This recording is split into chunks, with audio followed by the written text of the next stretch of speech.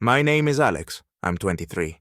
And honestly, my life right now is like a cheap TV drama with terrible actors, where I somehow ended up in the role of the sucker. My older brother, Mike, is the classic golden brother, who apparently thinks the whole world should worship him. He's 27, but he acts like he should always get whatever he wants. And you know what he's decided he wants? Of course, my girlfriend, Sarah. She's always been my quiet island of peace, that person you can talk about anything with. She's 22, and we've been dating for a year now. But lately, things have been weird, like really weird. At first, it was little things. Sarah sometimes gave me strange looks or started conversations that didn't make any sense. It felt like she was gearing herself up to keep something from me. I tried not to worry about it, convincing myself it was just paranoia. You know, the classic line, "She's your girlfriend. Why would you even think that?" But every time I noticed that look of hers, something tugged at me inside. Then she started getting messages late at night. And when I innocently asked, "Hey, who's texting you?" she replied, "Oh, it's Mike. He's just giving me advice." Advice, she says. He can barely give himself advice, let alone anyone else. Seriously, who does he think he's fooling? This guy is the last person you'd ask for advice, especially on relationships. At first, I tried not to think about it. But one day, as she was sitting with her phone, I noticed how quickly she put it away when I came over. And I thought, okay, this is not going to work. I waited until she left and took her phone. And that's when the fun began. Mike, what a surprise, wasn't just texting her. He was really trying to convince her to meet him. Behind my back, no less. He didn't even try to hide his intentions. He just wrote to her, like, "We need to talk alone," and a bunch of other stuff like that. I was filled with anger and sarcasm all at once. If they want a secret meeting so badly, I thought, well then, let's make it truly unforgettable.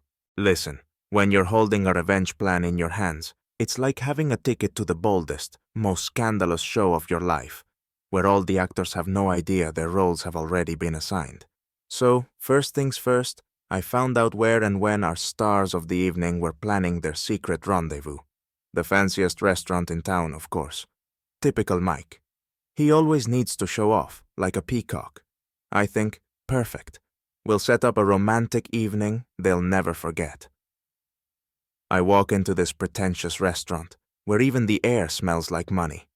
I approach the manager, putting on my best caring friend act, saying I want to arrange a special evening for them. "Oh yes, they'll absolutely love this evening," I say, with a sarcastic smile I don't even try to hide.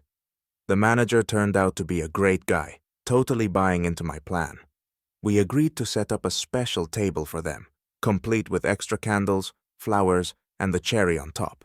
A playlist full of my most sarcastic song choices. But that was just step one. I had a backup plan, Plan B, which involved my friend, a cop with a knack for drama who'd been itching for a chance to act a little. So, we set it up so that as soon as our lovebirds got to the table, there'd be an impromptu inspection. You know, a random check for a suspicious package. I double-checked everything to make sure nothing would go wrong, because Mike may be dumb, but he's not blind. When the day of the big romantic evening finally arrived, I got to the restaurant early, found Mike's car, and left a little souvenir in it. A couple of old photos where he didn't exactly look like the golden child. In these, he's always trying to lord over me, as usual. I scribbled a few ironic captions on them, like, "You've always been the first to betray me," just to throw him off balance if he happened to see them before the performance. And then they arrive, sitting down at their special table. I hid in a corner, watching this circus unfold. Honestly, the feeling was incredible. It was like I was directing a movie, and the climax was about to begin. When they had finally relaxed and ordered their expensive meals, I signaled the police officers.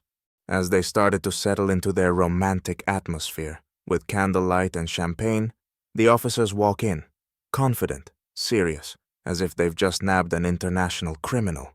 They head straight for their table, and Mike immediately freezes, trying to figure out what's happening. I watch this whole show from a distance, hiding my smile. It's a real masterpiece.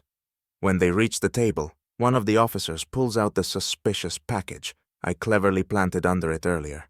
And so, the interrogation begins, right in front of the entire restaurant.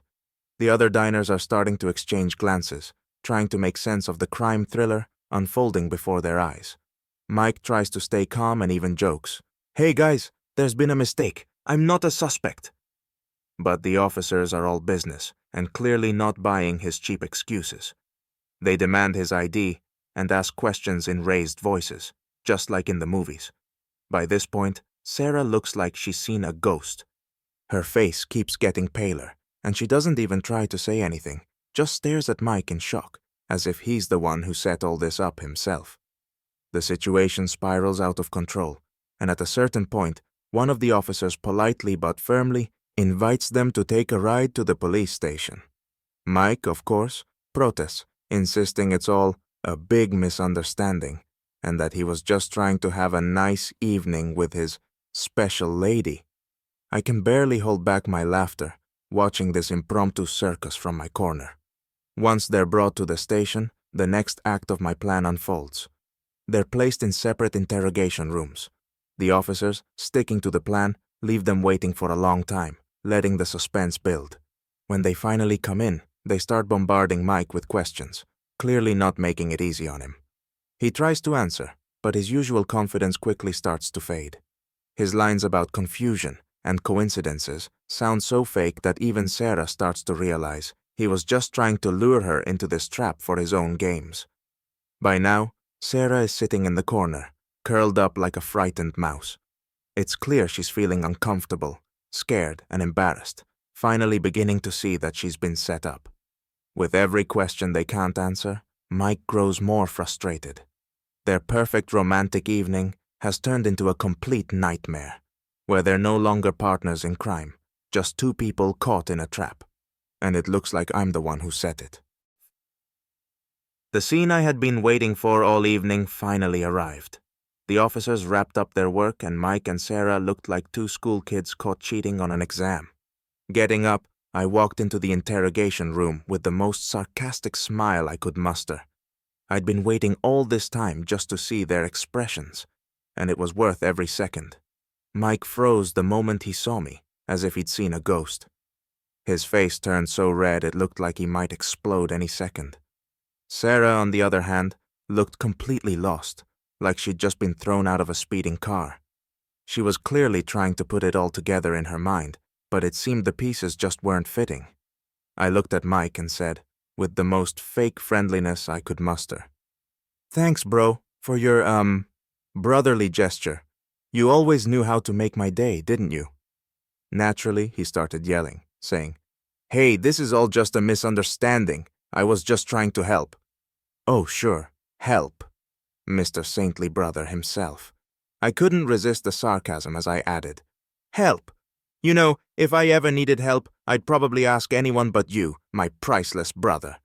You have a real knack for ruining things and betraying people, since childhood, right?" Mike faltered, clearly not expecting that, but continued to mumble something about this being a misunderstanding. "Sure, Mike. The only misunderstanding here was that you thought you could play with me like a puppet." Sarah finally seemed to realize who she was really dealing with. She stood up abruptly, looked at Mike, then at me, and dropping her head, quietly walked out of the room. No words, no explanations, just a shadow of humiliation and disappointment on her face. It seemed she had only just realized the mess she'd fallen into. Now it was just Mike, left alone with his priceless help and without the support he'd been counting on. Maybe, at that moment, he finally understood that his games and manipulations weren't innocent. They were real betrayals.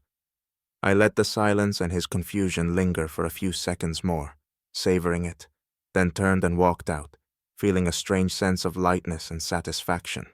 Revenge? Maybe. But at that moment, I knew one thing for sure.